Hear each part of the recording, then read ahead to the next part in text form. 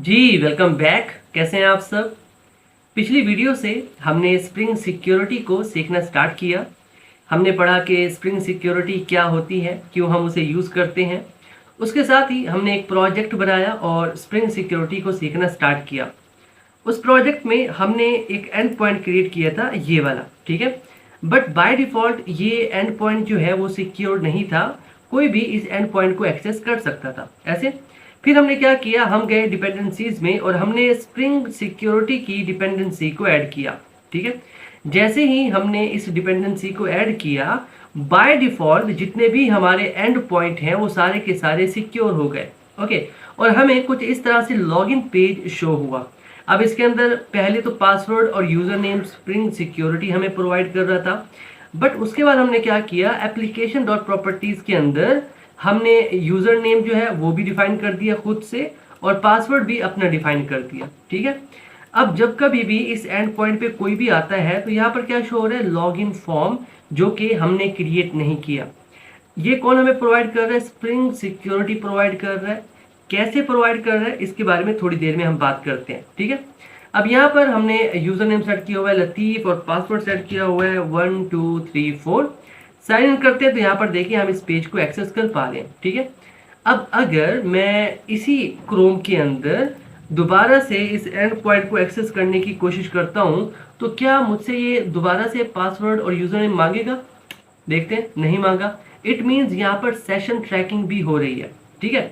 अच्छा, एक काम करते हैं, यहाँ पर ना एक और एंड पॉइंट क्रिएट करते हैं यहीं पर आके, ठीक है। तो पब्लिक, और ये भी एक स्ट्रिंग ही रिटर्न करेगा, ठीक है। और इसका नाम हम सेट कर देते हैं सेशन। Okay, session.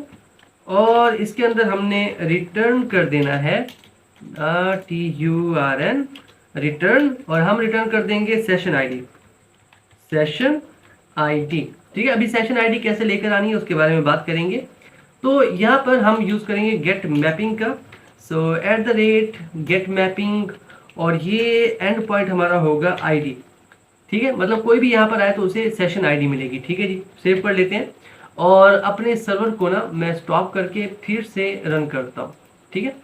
अभी मैंने एक और एंड पॉइंट क्रिएट कर लिया है। यहाँ पर क्या हो रहा था कि मैं सेम एंड पॉइंट को लॉगिन करने के बाद अगर सेम प्रोफाइल के अंदर दोबारा न्यू टैब में ओपन कर रहा हूँ तो वो मुझसे ऑथेंटिकेशन नहीं मांग रहा, ना मुझसे यूजर नेम मांग रहा है ना पासवर्ड मांग रहा है, क्योंकि वो सेशन ट्रैकिंग कर रहा है, ठीक है। अभी हमने दोबारा से अपनी एप्लीकेशन को रन किया, ठीक है। और इस पर हमारे पास जो एंड पॉइंट्स हैं वो दो हैं। एक है हमारा होम स्क्रीन वाला, सॉरी होम पेज वाला, और दूसरा है आईडी। तो यहाँ पर वापस आते हैं और मैं इसे रिफ्रेश करता हूँ, ठीक है। अब यहाँ पर मुझसे क्या मांग रहा है, लॉगिन डिटेल मांग रहा है, ठीक है, कर देते हैं। लतीफ़ है, पासवर्ड है 123, ओके फाइन। साइन इन करते हैं हम आगे। अब अगर मैं न्यू टैब ओपन करके हमारा जो दूसरा एंड पॉइंट है विच इज़ आईडी, अगर मैं इसे एक्सेस करता हूँ तो क्या मुझे ये दोबारा से लॉगिन इन्फॉर्मेशन मांगेगा। नहीं, इसने नहीं मांगी, क्योंकि ये क्या कर रहा है, ये सेशन ट्रैकिंग कर रहा है।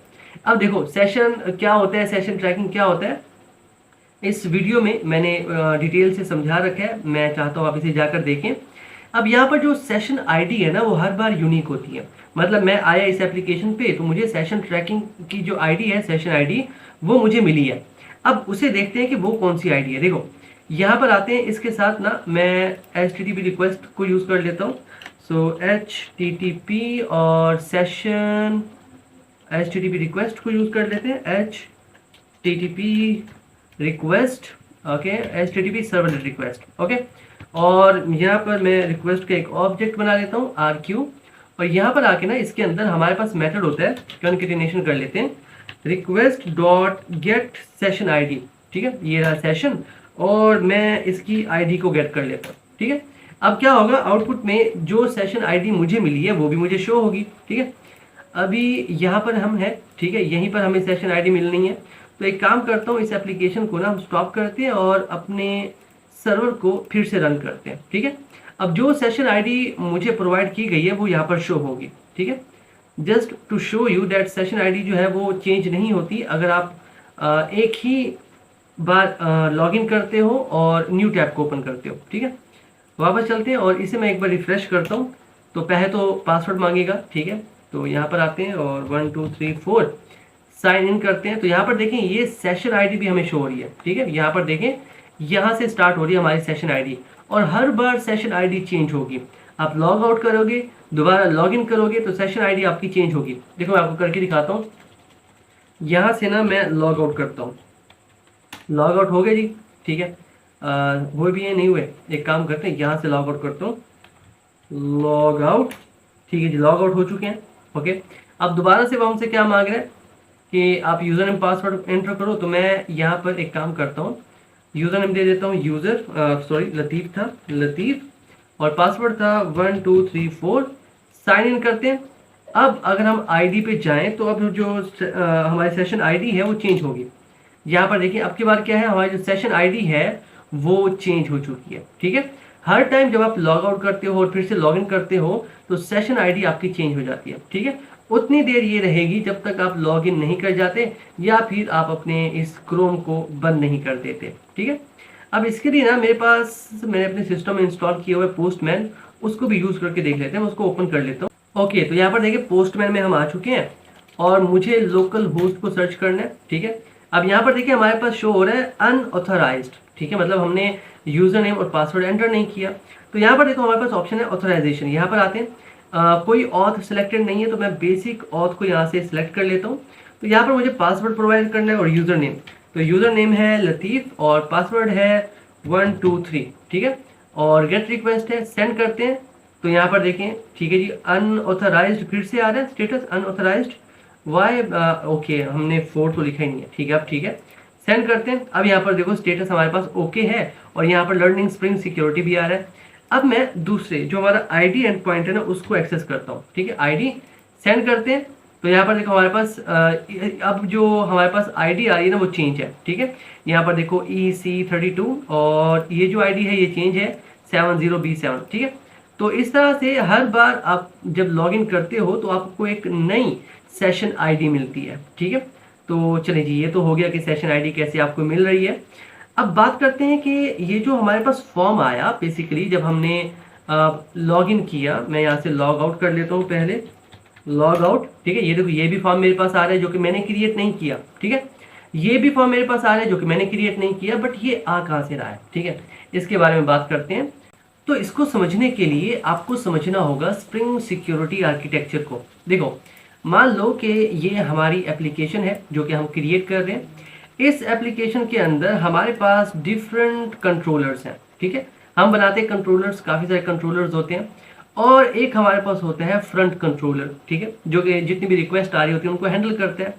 और यहाँ पर है हमारा क्लाइंट जो कि हमारी एप्लीकेशन को यूज़ कर रहा है, और क्लाइंट क्या करता है, रिक्वेस्ट भेजता है, बदले में हम उसको रिस्पॉन्स देते हैं। ठीक है, अब मैं यहाँ पर मेंशन करता जाऊँ कि ये हमारा है फ्रंट कंट्रोलर। ठीक है, ये हमारा फ्रंट कंट्रोलर है। यहाँ से हमारे पास आ रही है रिक्वेस्ट, सो यहाँ पर REQUEST रिक्वेस्ट आ रही है और यहाँ से हम रिस्पॉन्स भेज रहे हैं। ठीक है, रिस्पॉन्स, चलें जी, तो इसे थोड़ा सा ठीक कर लेता हूँ मैं। हमारे पास रिक्वेस्ट आई और हमने रिस्पॉन्स भेजा, और रिक्वेस्ट पहले कहाँ पर आएगी, हमारे फर्स्ट कंट्रोलर के पास। ठीक है, अभी तक हमने यही सीखा था। ठीक है, जितनी भी आपने मेरी वीडियोस देखी होंगी उसके अंदर जब हम MVC को डिस्कस करते थे तो हम कहते थे कि जितनी भी रिक्वेस्ट आ रही हैं वो सारी की सारी आ रही हैं फ्रंट कंट्रोलर के पास। लेकिन अब जो सिनेरियो है वो चेंज हो चुका है। ठीक है, अब हमारे पास दरमियान में ना कुछ और लेयर्स आ चुकी हैं। ठीक है, बिकॉज हम सिक्योरिटी की बात कर रहे हैं तो सिक्योरिटी के अंदर तकरीबन हमारे पास सारी की सारी लेयर्स ही होती हैं। ठीक है, तो एक ये लेयर है, इसी तरह से एक और बना लेते हैं, एक ये लेयर आ चुकी है, इस तरह से और भी काफ़ी सारी होती हैं। अब ये जो आपको लेयर्स नज़र आ रही हैं बेसिकली ये हैं फिल्टर्स। ठीक है, और ये जितनी भी फिल्टर्स आपको नज़र आ रही हैं इनको हम कहते हैं फिल्टर चेन। ठीक है, मैं यहाँ पर मेंशन कर देता हूँ that this is filter chain, filter chain. ठीक है, अब हमारे पास क्या आ चुका है, एक फिल्टर चेन आ चुकी है, और जो भी रिक्वेस्ट यूजर सेंड करेगा पहले वो क्रॉस होगी इन फिल्टर्स में से। ठीक है, अब बाय डिफॉल्ट स्प्रिंग सिक्योरिटी हमें काफ़ी सारे फिल्टर्स प्रोवाइड करते हैं, उन्हीं में से कुछ फिल्टर्स की लिस्ट मैं आपको दिखा देता हूँ। यहाँ पर देखें, ये हमारी लिस्ट है, इसमें देखें user name password authentication filter. ये जो जैसे ही हमने स्प्रिंग सिक्योरिटी की डिपेंडेंसी को ऐड किया तो हमारे एंड पॉइंट सिक्योर हो गए और हमें लॉगिन फॉर्म नजर आया। ठीक है, तो ये कहाँ से आ रहा था, ये यहाँ से आ रहा था, इस फिल्टर से। User name, password, authentication filter. और फिर जब हमने लॉग आउट किया तब भी हमें एक पेज देखने को मिला। वो कहाँ से आ रहा था? Default log out page generating filter. ठीक है, तो इस तरह से डिफरेंट फिल्टर्स होते हैं और हम इन्हें कस्टमाइज भी कर सकते हैं। ऑफकोर्स हम कर सकते हैं और हम करेंगे, ठीक है, नेक्स्ट वीडियोज में इंशाल्लाह। फिलहाल के लिए आप समझो कि हाँ, फिल्टर्स भी होते हैं, कहीं ना कहीं एग्जिस्ट करते हैं। तो कहाँ पे होते हैं? वापस आते हैं यहाँ पर, रिक्वेस्ट से पहले यहाँ पर हमारे पास कुछ फिल्टर्स हैं। फिल्टर्स को ये जो रिक्वेस्ट आ रही है ये क्रॉस करेगी, फिर पहुंचेगी कंट्रोलर के पास, फिर आगे ये डिसाइड करेगा कि भाई इस कंट्रोलर के पास सेंड करना है, इसके पास सेंड करना है, या इसके पास सेंड करना है।